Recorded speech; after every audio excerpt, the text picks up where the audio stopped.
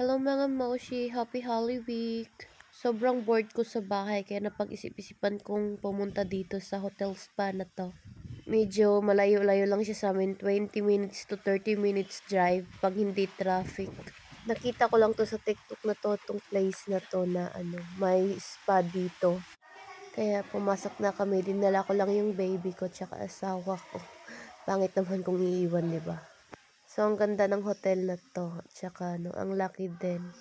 Iba kasi mga ugali ng mga Chinese, ayaw nila ng maliliit na space.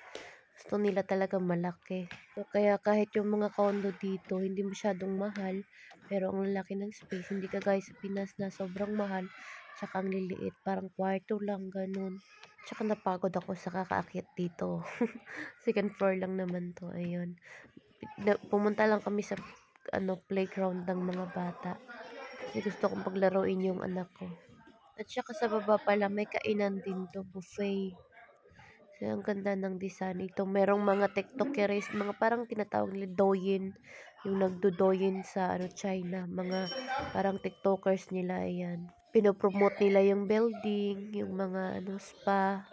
Sa kanila ko nakita yung yung itong building na to sa doyin nila. So, ayan, laki ng space. Gusto ko sana magpamasahe, pero sabi bawal daw ako magpamasahe.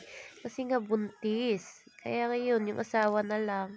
Yung asawa ko na lang yung pinamasahe ko. Tsaka yun, pinaglaro ko lang yung anak ko. Nalilito siya. Saan ba ako pupunta talaga nito? Tatakbo-takbo. So, hindi niya alam saan siya pupunta. Saan siya maglalaro eh. Laki pa ng damit niya oh. Sobrang kulit. Ilang beses siya nauntog eh. Kasi hindi niya alam saan dadaan. Sobrang mahilig siya sa slide. Yun, tinulungan siya ng papa niya. Na-boring siguro din papa niya. Walang masyadong tao dito. At saka gabi lang sila nagpubukas. Actually, ang mura lang dito. Tapos, pwede ka pa matulog dito after mong maligo, after mong pa-massage, may meal pa sa baba. Kung malapit lang to sa bahay, dito na lang ako pupunta araw-araw kasama anak ko. Kasi ayaw ko sa bahay, sobrang nakaka-bored doon. Ayun, ting. Kulit talaga. Sarap magkaanak sobra. Next time siguro pagbalik namin dito, bibili na lang ako ng condo dito malapit sa city. Ayoko tumira dun sa bahay. Ayoko kasama mga biyanan ko. So, ayan, pumunta lang ako sa locker ko dahil nagbibihis ako kasi gusto kong maligo.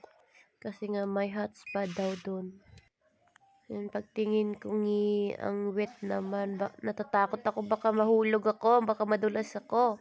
At saka sakto, sobrang lamig sa labas na sobrang init ng tubig.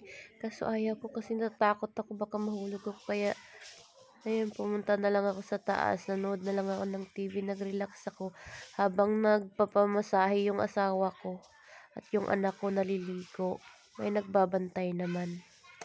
Saka ito, automatic lang siya din. Yung aura-aura pang buntis, so kala niya ang ganda niya. Pangit naman.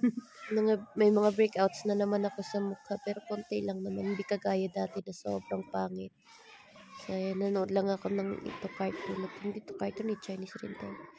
Pasalamat ako, wala akong katabi. Kasi pag may katabi ako, sobrang ingay. Just Lord. Ayan, nakatulog ako dyan.